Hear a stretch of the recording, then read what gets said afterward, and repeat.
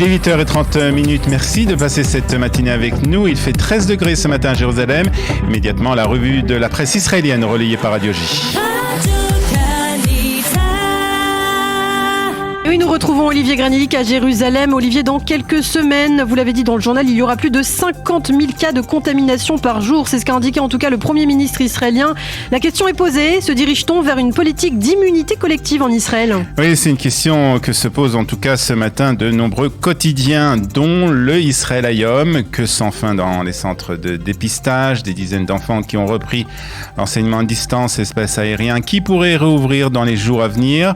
Même si le Premier ministre a refusé de le dire hier officiellement, Israël, selon l'Israël Hayom, se dirige à grands pas vers une politique d'immunité collective en laissant le variant Omicron s'installer en Israël et en évitant aussi d'annoncer de nouvelles restrictions. Un confinement, nous dit ce matin le Israël Hayom, n'est pas à l'ordre du jour. Ce qui est en revanche à l'ordre du jour, Olivier, c'est un changement de la politique de dépistage du Covid-19. Oui, c'est la photo en première page du Yediot Ahronot, photo aérienne d'un centre de dépistage avec plusieurs centaines de voitures qui attendent pour faire un test PCR. Une photo qui a été donc publiée dans le quotidien. Hier, les personnes venues dans ces centres à travers le pays ont dû attendre plusieurs heures avant de pouvoir effectuer ce test. De plus, nous dit le Yediot Ahronot, au ministère de la Santé, on craint une pénurie rapide des tests de dépistage.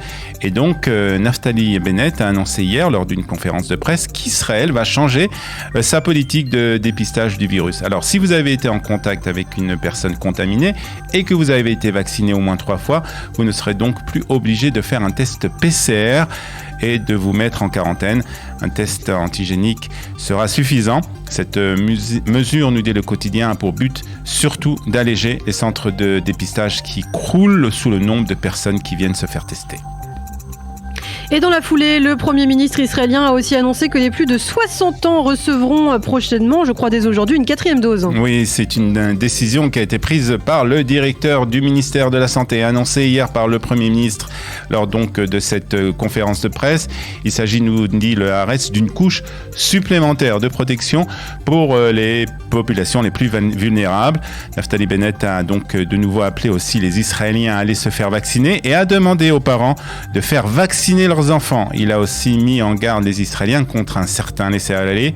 Il faut continuer à porter des masques dans les endroits fermés. Cela peut faire la différence entre une maladie grave et une maladie légère, a dit le Premier ministre. Mais il semblerait que tous les membres du gouvernement ne suivent pas les consignes données par le Premier ministre. Oui, avec cette photo pour le moins embarrassante, publiée par les sites d'information hier matin. Photo sur laquelle on peut y voir le vice-ministre des Affaires étrangères, Idan Roll, du parti Yesh Atid, dansant sans masque dans une fête à l'occasion de la nouvelle année.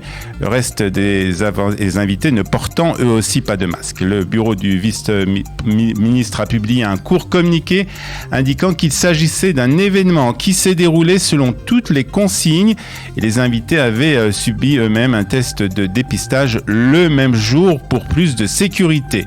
Mais, nous dit ce matin le Yediot Ahronot, la vidéo a fait scandale et créé un certain malaise au sein des membres du gouvernement, si bien que Yair Lapid a appelé hier son vice-ministre pour lui faire part de son mécontentement et lui rappeler qu'il devait avoir un comportement irréprochable. Le directeur du ministère de la Santé a quant à lui déclaré que cette attitude portait atteinte à la confiance du gouvernement par la population israélienne.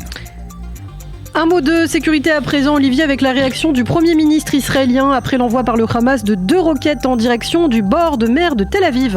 Oui, je vous rappelle que 2 roquettes avaient atterri samedi matin en pleine mer à quelques kilomètres des plages de Tel Aviv. Le Hamas avait prétendu qu'il s'agissait d'une erreur.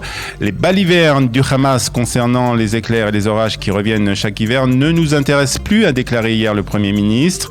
Le Yediot Ahronot ajoute que Naftali Bennett a dit que celui qui vise avec ces missiles l'État d'Israël en assumera les conséquences.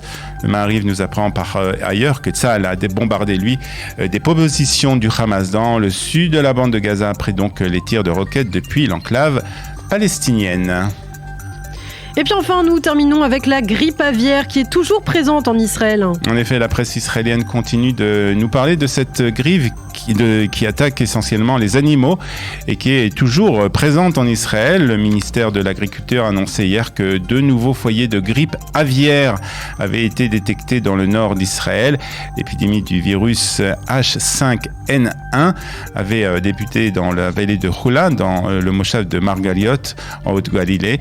Dans ce même communiqué, le ministère indique que des cas de grippe ont été détectés dans des poulaillers des moshavim de Dvorah et de Givat Yoav qui abritent ensemble environ 48 000 volailles qui ont été bien entendu abattues.